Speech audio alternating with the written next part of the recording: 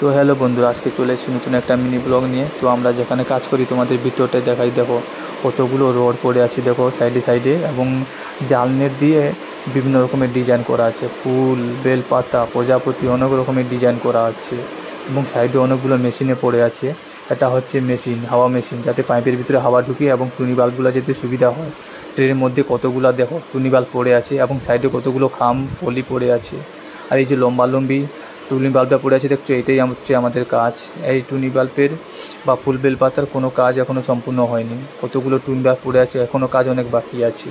তো তোমাদের আরেকটা জিনিস দেখাই, দেখো এইগুলো তো টাইট করা হয়ে গেছে, এবং আরও অনেকগুলো টাইট করতে বাকি আছে।